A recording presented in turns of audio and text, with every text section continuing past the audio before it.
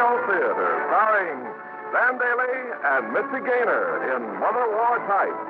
Ladies and gentlemen, your producer, Mr. Irving Cummings.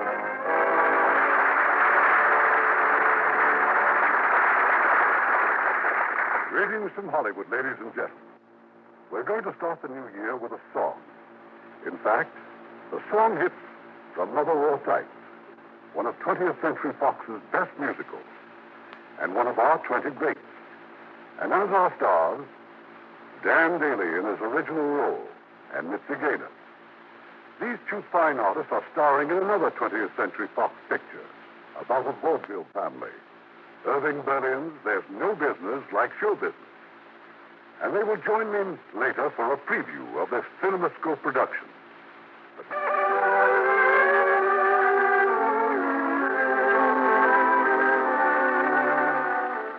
Mother. My mother. There she is, sitting in the rocking chair on the front porch. That sweet, that gentle old lady. She's eating. Eating another sweater for Father. Seeing her like this, who'd ever dream that Mother ever behaved like this? Put your arms around me, honey. Hold me tight. Cuddle up with all your might. Oh, I never knew anyone like you.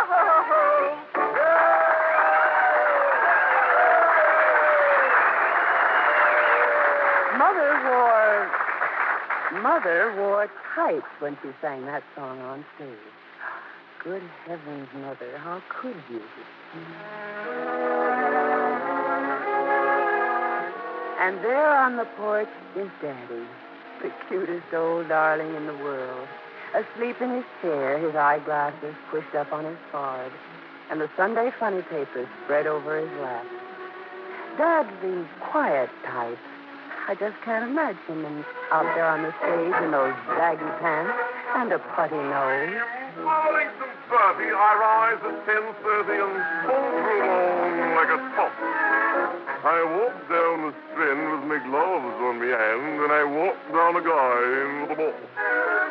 I'm all airs and graces, collect easy papers. Without food so long, I forgot where my face is. I'm Burt, I haven't a shirt, but my people are well off, you know. Nearly everyone knows me from Mr. Lord Rosebery. I'm Burlington, Bertie from Bow.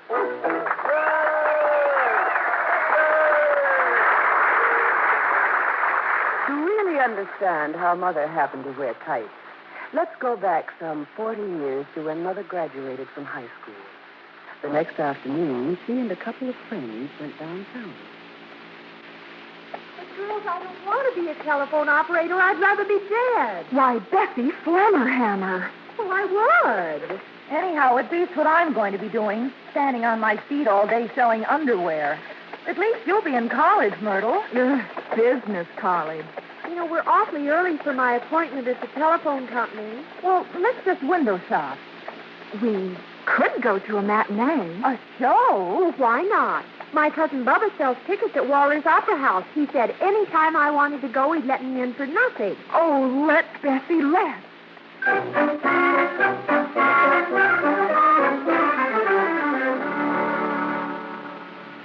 And these are my girlfriends, Bubba, Myrtle McKinley and Alice Spiegel. How do you do? How do you do? Well, we thought, that is, you always said if I came over to the Opera House, Bubba, you'd let me in free, so I never said anything about your whole school, did I?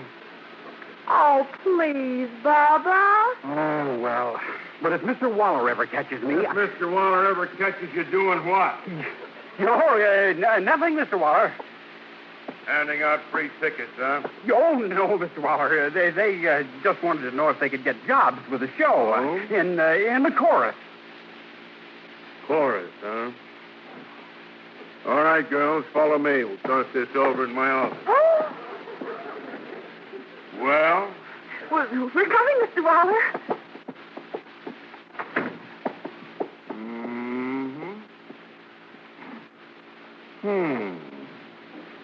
Well, girls, your figures don't look too bad.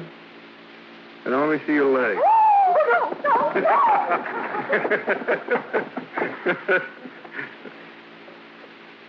Well, ain't you scared, too? No, sir. My legs? Kind of nice. Mm-hmm.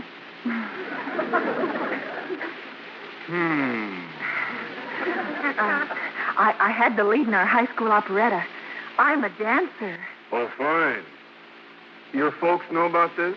My parents are dead. I live with my grandma. How much do you want a week, sister? Would $10 be all right? I was going to offer you 15, but just to teach you a lesson, $10 it is. All right, come on. Oh, my. Well, that's how Mother got on the stage. The headliner at Waller's Opera House was a good-looking, brash young fellow named Frank Burt. Frank was a singing comedian. As a comedian, well, today we'd call Frank's act awfully corny. Those ridiculous costumes he wore and the laughs he'd get by falling in the bass drum or getting hit over the head. But in those days, he really killed the people. Take December and smile it in amaze. And then December comes back again when you're away. Who has the charm the very feel do? Who makes life necessary? Oh, you do. Help can take my dreams and make my dreams come true. Oh, don't give me three guesses, so one will do.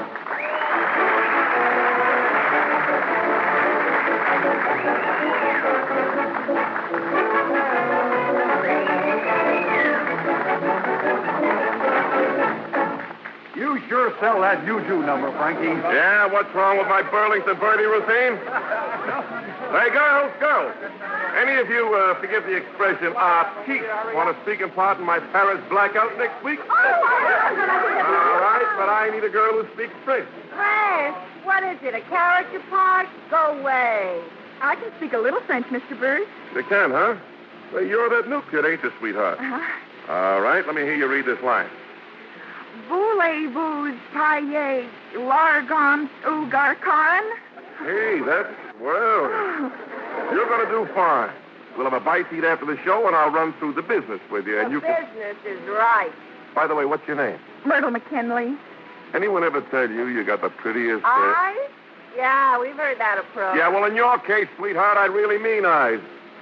All right, you ready for your next number? Come on. See you at the stage entrance, Myrtle, right after the show.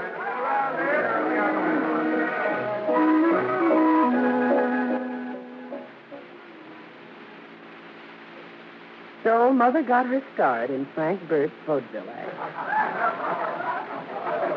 A couple of months later, the company tipped in to give Frank a birthday party. He had rushed out right after the show, and while they all waited for him to come back, Mother decided to do an imitation of Frank singing Burlington Bertie. Now, quiet, everybody. Myrtle's going to hand you a laugh.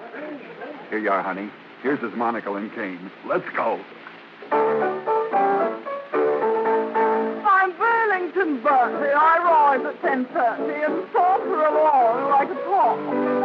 I walk down the Strand with me gloves on me hand, and I walk down again with them all. I'm all airs and graces, correct easy paces, without boots so long I forgot where my face is. I'm Burt. I haven't a foot, but my people are well off, don't you know? Nearly when everyone knows me, from Smith to Lord Roseby, I'm Burlington Bertie from Bow.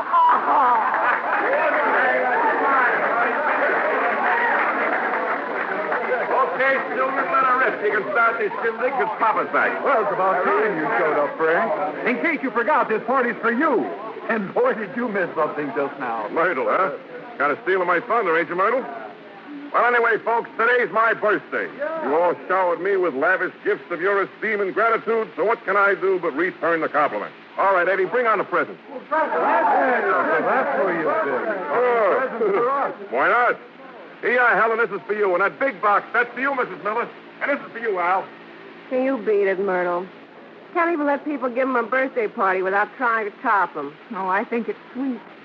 Hey, you're not falling for that big show-off, are you? Of course not. But he is kind of nice. Look, Myrt, I've seen dozens of guys like Frank Burt. Look at the way he throws his dough away. You'd think he was a millionaire. He says that's all part of the act, but you got to put up a front. Look, honey, you're just plain dumb if you let yourself fall for a hoofer. And how are you, Sarah Bernhardt? Still tossing the bustle into the side row? I'm dying laughing. There's a present for you over there. Aren't you curious? Remember what I said, Myrtle. Some new red flannel, sweetheart. You can sew yourself in for the winter. You mad at me, Frank? Sure I'm mad. Who told you to do Burlington Birdie? That's my number. I guess it was my own idea. Yeah? Well, you were great. When'd you pick it up? I've had to watch you for 8 weeks, haven't I? Yeah, and I've been watching you, too. You know something, Mert? You got more talent in your little finger than all these crows put together. That's very nice of you. As a matter of fact, I got a funny notion we might do pretty good as a double. A double? Sure, you and me together. You know, a team. You really think I could? I think we'd knock 'em cold. I just don't know what to say. Well, then don't say anything. Just keep it under your hat and leave it to me. We'll work something out together, see, and then we'll spring it on the boss. Well, what do you say? Is it a deal? It's a deal. Oh, my. In a few weeks, Mother's name was on the posters in the lobby. Frank Burt, assisted by Myrtle McKinley. Though, of course, you had to look twice to find her. There was another man in their show who was very fond of Mama, Roy Bivens. Roy kept telling her she was crazy to let Frank get away with it, that she really made his act. But that's not so, Roy. Frank's a star, and I'm nobody. Besides, it's his act, and it was his idea. But you're established now, Myrtle. Here's your chance to go places. And, well, I could help you, Myrtle. But Mother kept shaking her head no, because as far as she was concerned, she'd already gone places. One night, she and Frank went to an Italian restaurant for supper. The bunch from the opera house were used to seeing Frank Burt walk in with a pretty girl, but somehow this was different. They were wise, even if he wasn't, that Mother had set her heart not on seeing her name in lights, but on seeing just how soon she could bring Frank Burt around to hopping that all-important question. Good evening, Senor Burt. You sit, please. Please to sit down. Yes, would you give me water? You want some water? No, I want that. He's only joking, Mr. Capucci. Spaghetti for two, please. Spaghetti, yes. Yeah, and you all put some of that good old horse meat sauce on it, Colonel. I think, Senor. I see. Frank Burt, you're crazy. That's what my father says. You know, my father, he's a Dutchman. He hates the theater. Ach, what kind of a business is this? A tenser, a jigger? Listen, and speaking of jigging, kid, I've been working on a new routine. How about meet me in the theater in the morning? Frank, I'm not sure I'm going to stay in the show. Roy Bivens is going into a new musical comedy, and he says he can get me a job. Oh, he does he? Of course, I don't want to quit, but... Well, I mean, just because you gave me my start is no reason why we should have to stay shackled together. As though we were shackled together, like people who are shackled. Who said anything about being shackled? Say, you're not falling for what a tenor tells you, are you? I didn't say I was falling for it. I'm just thinking about it. Yeah, well, of course, I'd hate to lose you. You would? Well, sure. Well, Joe's breaking in a new partner. Oh. Maybe you would make a big name for yourself. Yeah, maybe Roy Bivens is right. That rat. Then you think I should go? Well, you got to think of yourself. But if anything goes wrong, you can always come back. Thanks. There's one thing I want to get clear, though. This business between you and Roy Bivens is all business, isn't it? No monkey business, no funny business, just business. What's that to you? Nothing. I was just thinking about you. Thinking about me? You never thought about anybody in your whole life excepting the great Frank Burt. Now, what makes you say that? What do you care about a partner anyway? Just somebody to dance with. I wasn't really going with Roy, but now I am. I'm sick of being taken for granted. Go on. Get yourself a new partner. You can teach that new routine to her. What's got into you? Some sense at last, which is more than you'll ever have. Now, wait a minute, Myrtle. Put down that plate. Myrtle!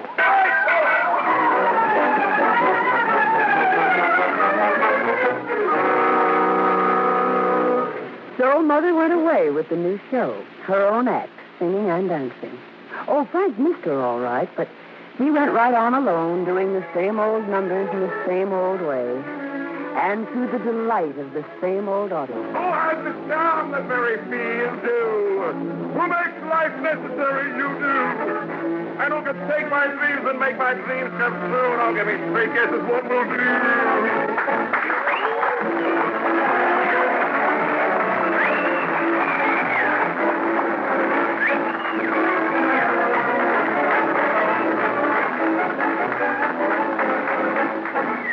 Then one night, when Frank finished his act with the usual cartwheel into the wings and returned to the dressing room, he found someone waiting for him. Myrtle! Well, I thought you were in Los Angeles. What happened? The show fold up? Oh, the show's doing fine. Your tenor didn't start breathing down your neck, did he? Not quite. But he asked me to marry him. Bivens asked you to marry him? Well, what's wrong with that? Some people do get married, you know. Huh? What did you say? I told him I'd have to think it over. Oh. Frank, Yeah? you might as well know what really happened. Last week, the producer was watching me rehearse my dance. It has some of your steps in it. Oh, it has, huh? Well, in fact, it's practically the same dance that except that I do it alone. And the producer didn't like it. Well, come on, don't be ashamed. I want to know the worst. Well, Roy said, wait till she really does it. Of course, this is just a rehearsal. Is that all? Is that all? Well, I wanted to go right through the floor. Frank, I was doing my very, very best. I was dancing the way I always did with you. I don't know what was wrong. I do. Look, Myrtle, I don't want to hurt your feelings, but when you dance with me, well, what I mean is when we dance together... Yes, Frank. Well, when we dance together, it's just different. How different, Frank? I don't know. We hit it off. Maybe we ought to stick together. You know, shackled. Married. Frank! Yeah, well, it's an idea, isn't it? I'll work on it. You'll work on it? Yeah. Oh, I knew I shouldn't have come back. Humiliating myself. Take it easy, Myrtle. I'll show you. You let me out of here. You what? Help! Cut it out, will you? Let go of me. I'd have known you were going to behave like this. I never would have proposed to you in the first place. I'll give you a kiss. Oh, Frank, if you don't... All right, I'll take one. Oh. Frank Burt, you let me. And another one. Frank Burt, you... And another. Mrs. Frank Burt. Oh, my.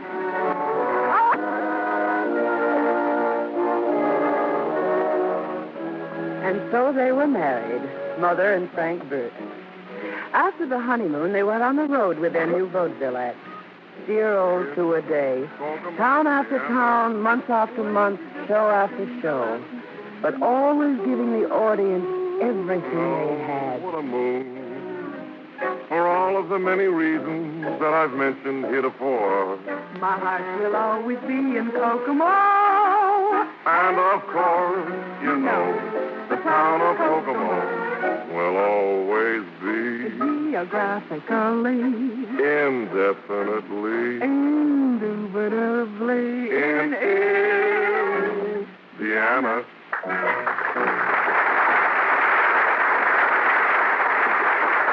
The new act was going over so well, Dad said they might even hit Broadway. If suddenly Mother hadn't announced that she was going home to Grandma because of, well, I believe the term is an act of God. Myrt, you're kidding. Oh, I am I? You'd think this was the first time anybody ever had a baby. Let's quit, Myrt. We'll take a long vacation, huh? No kid of mine is going to be born in front of a backdrop. Darling, I'm not going to take just a vacation. I'm going to quit for good. Why, Myrtle McKinley. Oh, I want my baby to have a home and a mother to take care of him. Yeah, but Myrt. You can get a dozen partners as good as I am. Look, Frank, it's been wonderful together. But this is going to be even more wonderful. We'll be the papa. We'll let you work and make the money to send home. Oh, darling, this is what I've wanted all of my life. And from now on, please, just let me be the mama. Sure, honey. Just so you'll be happy. Gosh. Frank Burt, Jr.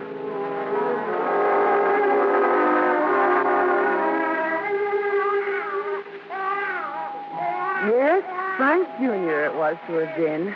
But under the circumstances, Mother thought that Iris would be a little more appropriate. 3 years later, it was going to be Frank Jr. for sure. But again, under the circumstances, Mother thought Miriam would be more suitable. They compromised on calling me Mikey. We lived in Chicago then, Grandma, Mother, Iris, and I, and in between seasons, Dad. One day, I guess I was about 4 years old. It's a telegram, Myrtle. Why on earth did they ever invent these things? Scaring a body half out of their wits. Well, open it. You, Grandma, you open it. Oh, heavenly praise, Myrtle. At least the man's not dead. It's from Frank. Yes. I can't get a woman to replace Dolly. Meet me in Albany tomorrow. Will be at... But the children, I can't just pack up and leave. The children won't starve. Besides, the idea of a married man traveling all over the country with a woman named Dolly. Grandma, she's just part of his act. And you're his wife, and a wife's place is with her husband. But, honey, I've given up the stage. I haven't sung a note in 6 years, and as for dancing... If your dress is short enough, they'll never worry about your singing and dancing. Now, take a move out.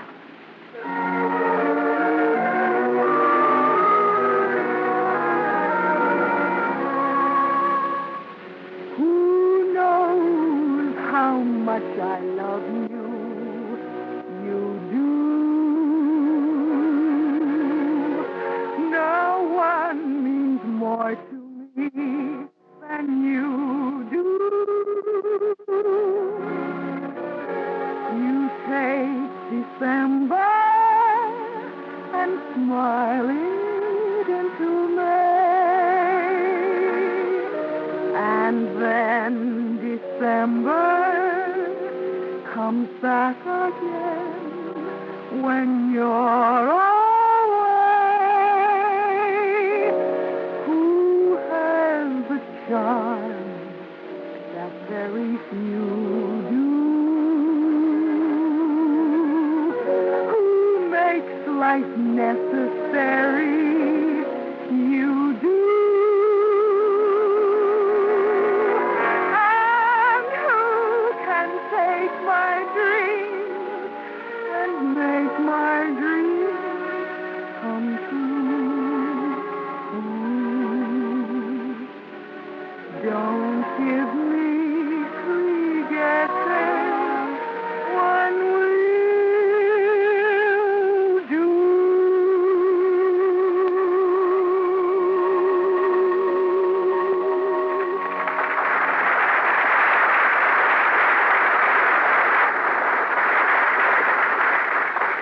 Of course, the inevitable happened.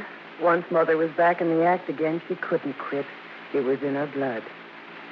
Meanwhile, we were growing up, Iris and I. I remember the December when I was 10 years old. Mother and Dad were booked in Boston. And this was going to be our very first Christmas apart. What's wrong with you, Mikey, dear? Is it a cold you've got? No, Grandma? Oh, Grandma! Oh, there, child, I know. But think of all the fun we'll be having at Christmas. Fun, Grandma? Without Mother and Daddy? Why did they have to take a booking for Christmas week? Why, she asked? Do theaters close on Christmas? Oh, come now, girls. Just remember there's still Santa Claus. We'll send him a letter. Who knows what the good man will do when the facts are set before him. Grandma, what do you mean? Never mind what I mean. Boston, is it now? Parker House Hotel, Boston.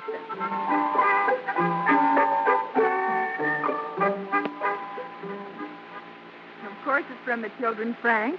But the box says, do not open until Christmas. Well, it'll be Christmas in 1 hour, and if you think I'm going to wait... Oh, look. From Mikey. Merry Christmas to my father. A fine school these kids are going to. Look at that Merry, M-E-R-Y. Mark, look. It's a painting. Just what I needed. Frank? Yeah. Listen. To my wonderful mother. There is no other like my mother. Her wine-tinted lips, her raven hair. Since when? Her beautiful arms. How I wish I was there. Oh, Frank. Now, honey, remember what you promised me. I'm not crying. Who is it? I'll go, Mert. Iris! Mikey!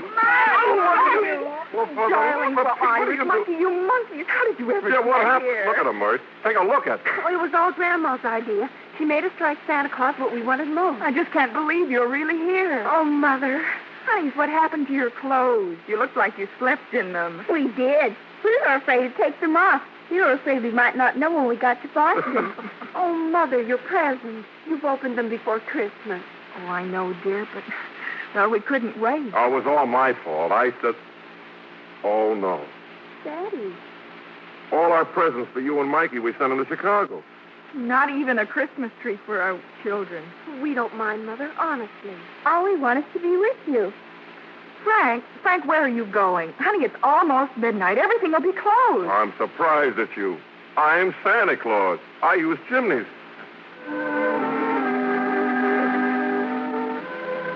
Poor Dad. He looked everywhere, but no presents. But he did come back with a Christmas tree.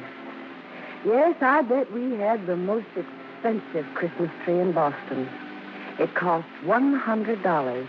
$50 to the people and a $50 fine. Father had chopped it down on somebody's lawn.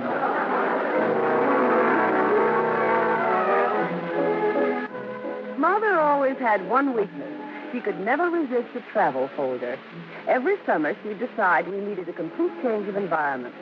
And one year, she selected the most fashionable and, according to the travel folder, the gayest of all summer resorts, Berkshire Highlands.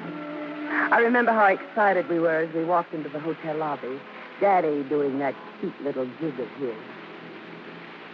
Good morning. Good morning. Good morning, sir. I'm Frank Burt. I made reservations for 4. Count them. 1, 2, 3, 4. Oh, yes, Mr. Burt. Will you sign the register, please? What's the matter? Death in the family? I beg your pardon, sir. When do we view the remains? Won't the guests ever do anything here or say anything? Well, our guests seem to like the lobby, sir. They sit in the rocking chairs and rock. Sometimes they say good morning. Well, now, that's right broad-minded of me. Boys, show the Burts to their rooms, please. Mert. Deadpan Alley. Now, Frank, these places are always much livelier at night. Come along, children. Here's the elevator.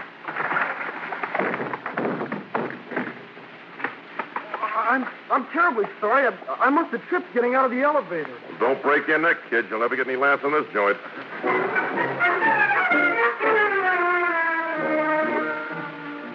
In a sense, Mother was right. It was gayer at night. At night, they turned on the lights.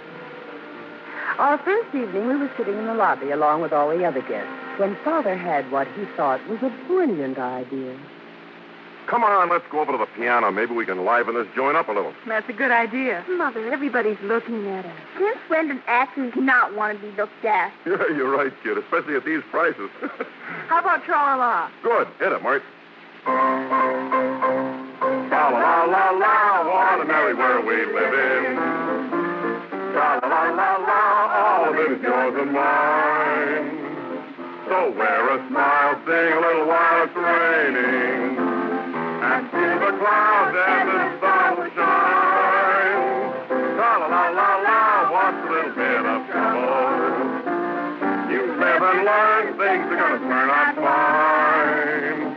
Just feel that way, and every little day will feel like spring. If you just sing tra-la, tra-la-la-la-la. Come on, folks, let's have a little fun. All you have to know is tra-la-la-la-la. Okay, Myrtle, hit it. Now, everybody. Tra-la-la-la-la. What a merry world we live in. That's the spirit. Sing it out. Tra-la-la-la-la. All of it is yours and mine. Let's hear the men's voices, too. Daddy, nobody's Shut up. Raining, sing it, Bert. And through the clouds, yes, this song will come on. Limber up. Tra-la-la-la-la. What's the trouble? Courage, Camille. Live and learn, things are gonna turn out fine. Just feel that way, and every little day will seem like spring. If you just sing, oh.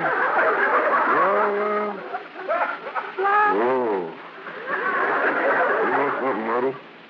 If anyone speaks to me, I'm going to keel over in a dead faint. What's the matter with these people?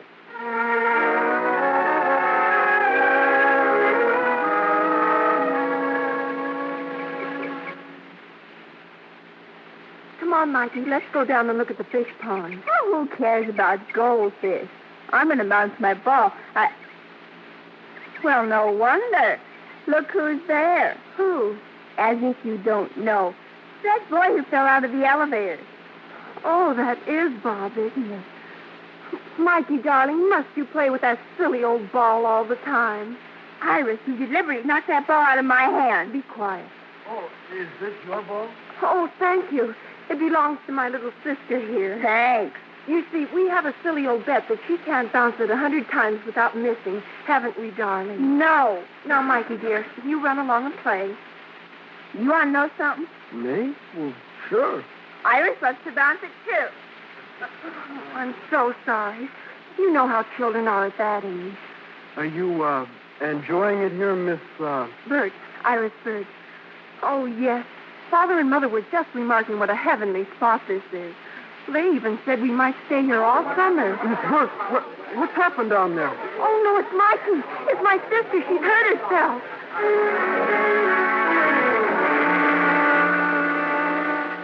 Are you sure you're all right, Mikey? How do you feel, darling? Oh, I'm fine now, Mother. What happened? Apparently, you were climbing a tree, and you fell on your head. Did I get a laugh when I fell? You couldn't make this bunch of long hairs laugh if you broke your neck. Frank, I've had all I can stand. Let's start packing. Mother. I'm not going to have our whole vacation ruined by staying here with these stick-in-the-muds. I know why Iris doesn't want to go. Her fella. You hush up, Mikey. What fella? Bob Parkman, of course. Certainly you've noticed her disgusting behavior. Mother, Bob's not at all like the others. Really, he isn't. Well, I'm not staying here to find out. His mother and father are in Europe, and he had to come here with his old tutor, and I... Come in. Mr. Burt? No!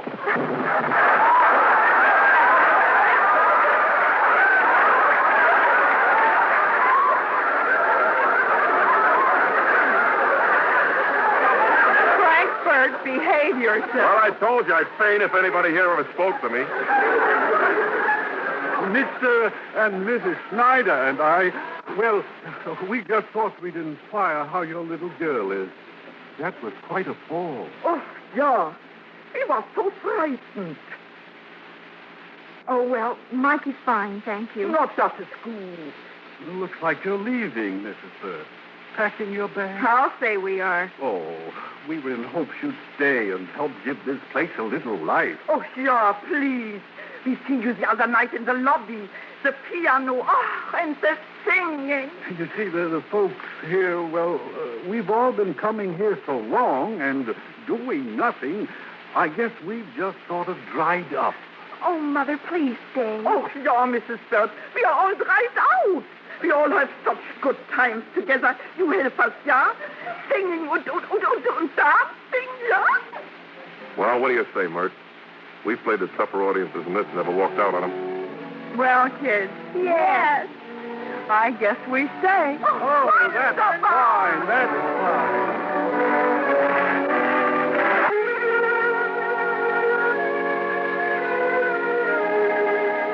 We stayed a whole month at Berkshire Highlands. And with Father and Mother taking over, everybody had a wonderful time. Mother's faith in her travel folders was triumphantly restored, and even Father admitted it was the gayest of all summer resorts. Iris spent most of her time with that Rich Clarkman boy. The night before we left, I overheard Mother and Father in the next room. Frank? Frank, are you still awake, dear? Frank, I've been thinking about Iris. About her future. What future? Oh, about the kind of people she goes with. Things like that. What's wrong with the people she's been going with? Oh, nothing, except, well, I was wondering if maybe we haven't been a little selfish. Us? Selfish? Making the children lead our kind of life. What do they want now? The trouble with those kids is they've had too much. Are you trying to say our girls are spoiled? You mean you didn't know it? Frank Burt. Of all the sweet, normal, unspoiled children. Okay, skip it. Well, now for one thing, their school. They go to school? I was thinking maybe about a boarding school, and after that, college. If Mikey makes college, I'll eat my sombrero. The stage is all right for us, dear. We love it. But they're entitled to meet nice young girls and boys their own age who are interested in other things, like books and things like that. All right. We'll give them a book. 2 books, 1 for each. Oh, Frank, you're just being stubborn.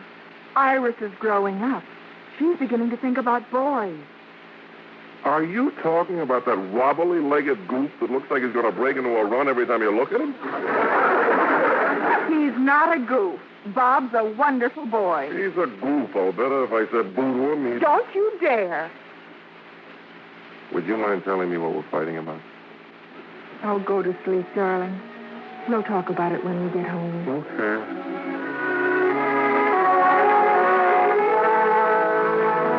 Well, they did talk it over. And as usual, Mother allowed Dad to convince her that she'd been right all along. The following September, our hearts and our throats, they enrolled Iris and me in Miss Ridgway's exclusive boarding school for young ladies. And just remember, darlings, we'll be back to visit the very first chance we get. You're darn tootin'. Don't forget about hanging up your clothes. And do be good girls. We will, Mother. Yeah, and bear down on your algebra. After all, look how well I speak it. Goodbye, Daddy. Goodbye. Goodbye, honey. Goodbye.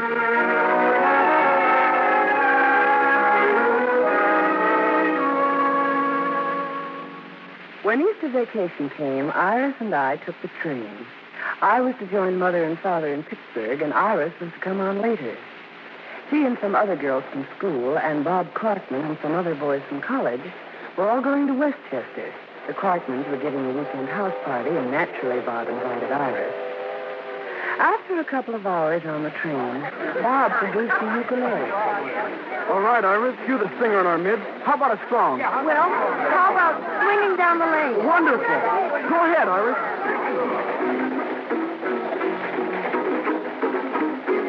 Everybody hand in hand, swinging down the lane. Everybody feel and dance, swinging down the lane. Just about then, a man and woman came through the car.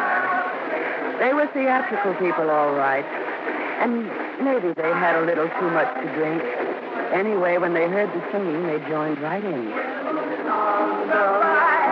Honey, I'm so blue. What's the love making eyes like we used to do? When the moon is on the way, still I'm waiting all in vain. Baby, should be swinging down the lane with you. You know something, kid?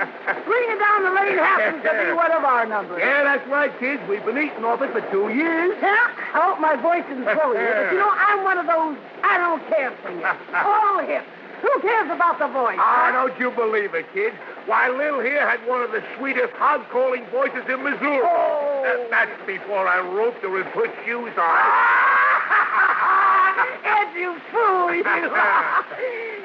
Hey, kid, you know something? You can sing. Oh, I can't really. Oh, the heck you can. Well, kids, we'd like to say, but we've got to get off the next stop. Yeah, you know how these trains are. They don't stop in these hick towns long enough to get your breath.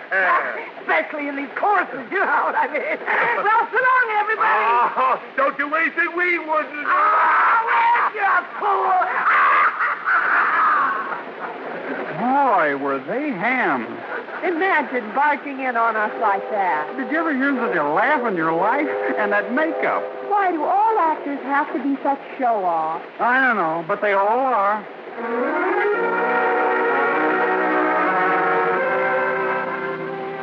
I saw the look that came over Iris's face. A look that said, not that Mother and Dad were like that couple, but they were actors. And not the kind of people you talked about when you were with girls from Miss Midway's school and boys from Harvard. Some months later, Iris and I had an unexpected telegram. Well, go on, Iris. Finish reading it. It says, we've been keeping it a great secret, but now you can know. Dad and I have arranged a booking in the very town where your school is. Mikey, they're going to play here. Oh, boy, that's wonderful. But they can't, Mikey. They mustn't. Iris, you're ashamed for them to come. No, I'm not. That's not it at all. It's just that... Oh, why do they have to spoil everything? You are ashamed. Ashamed of Mother and Daddy. Oh, Iris.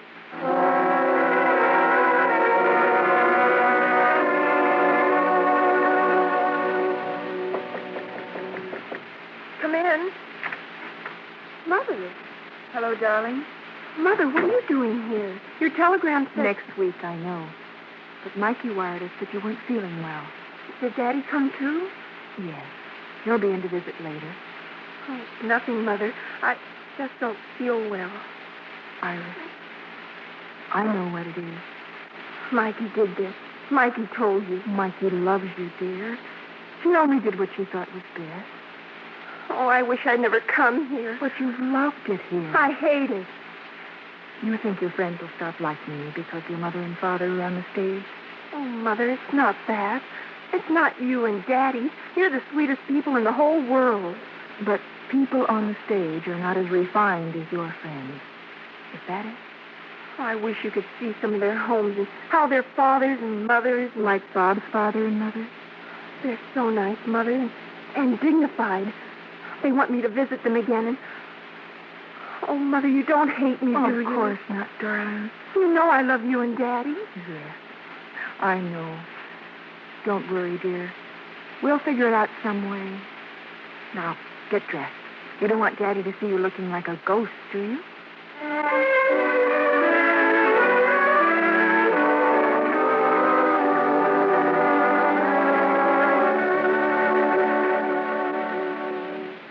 You're sure it's all right if we take the kids out for dinner, Miss Ridgway? Of course. I left word for Iris to meet you here in my office. About this other matter, though... I'm sure lots of other girls go through a phase like this, Miss Ridgway. Iris is just a little mixed up. I'll say she's mixed up. Frank, please. I'm grateful to you, Mrs. Burt, for telling me all this. I know what it must have meant to you. How simple it would have been for you and your husband just to have canceled your engagement here in town. Then you'll help us? I think we can stretch our rules to cover it. Thank you. Okay, but if you want my advice, I think... Excuse me. Yes? May I come in, Miss Ridgway? Oh, Iris, come in. Hello, Daddy. Hello, Iris. You're feeling better now? Yes, I think so. I'm glad to hear that. I know how terribly disappointed you'd be not to be able to go to the theater on Friday to see your mother's and father's performance. Isn't it nice of Miss Ridgway, dear? She's going to let you bring your whole class to see us. Oh, Mother, how could you?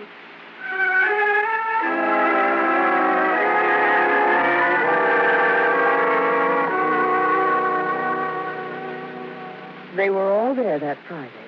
Miss Ridgway, Iris, and the girls in her class. Mother and Dad did their usual act, no changes. They were Burt and McKinley, and this was it. Father did Burlington Birdie and fell in the drum, and Mother did her dance routine. And then they went into their finale. Wish I were back again with all the sweet and simple folks at home again in Kokomo, Indiana. Well, if it isn't Pop and Hi, you always had the cutest grin. In Kokomo, Indiana. Just look at Rover wag his tail, gosh, he remembers me. And get a load of Sister Grace. You can't see the freckle for the jam on her face. How would you like to go see that old Wabashful beau you used to know? In Kokomo, Indiana. Wouldn't you just as soon go out and spoon beneath the Hoosier moon? Oh, what a moon. For all of the many reasons that I've mentioned heretofore. My heart will always be in Kokomo.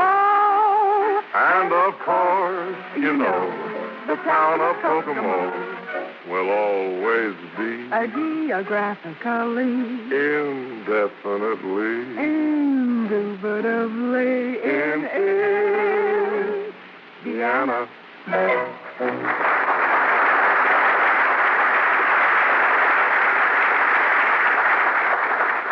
What do you think, Myrtle? I don't know. The rest of the audience seems to like it. Come on, let's take a bow. Weren't they grand, Mr. Gray? Oh, yes. You must be very proud of them, too, Iris. I am.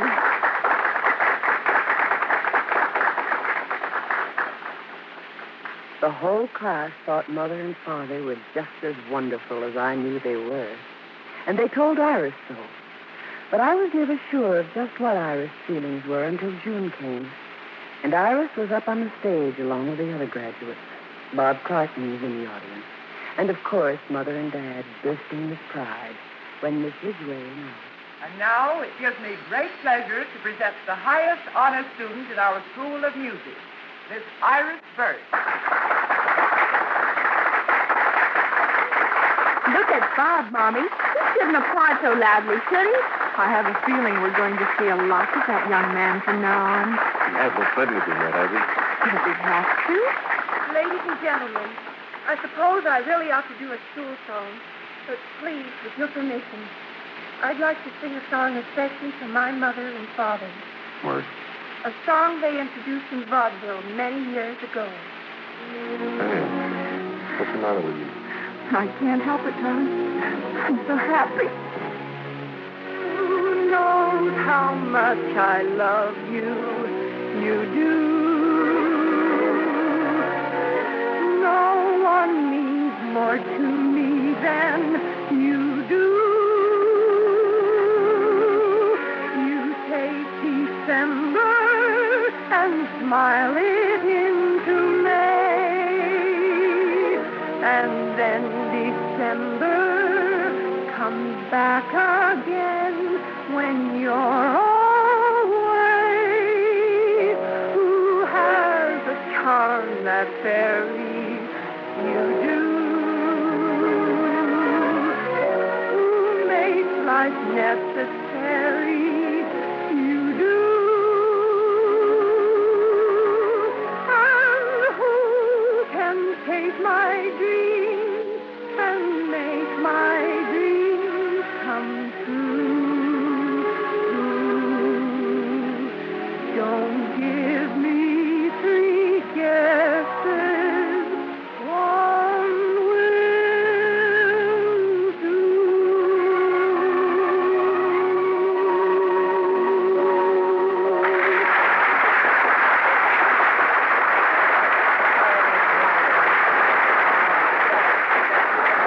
How do you like that, Myrtle?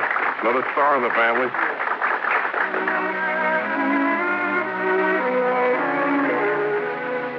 And Iris was a star. She still is. Though, of course, in private life, she's Mrs. Robert Clarkman. But then I'm sure you suspected that all along. As for me, well, I didn't take to the stage. I've been too busy at home. That and taking the children out to see their grandparents every Sunday. They're on the front porch now, as usual. Mother knitting. Daddy sound asleep with the funny papers in his lap. Frank? Frank? You better clean up, dear. The family will be out soon. Oh, yes. Where are my glasses? On your forehead, as usual. Where's my pipe? Where you put it, dear. Anything else? Yep. What? Kiss. Well, what do you know?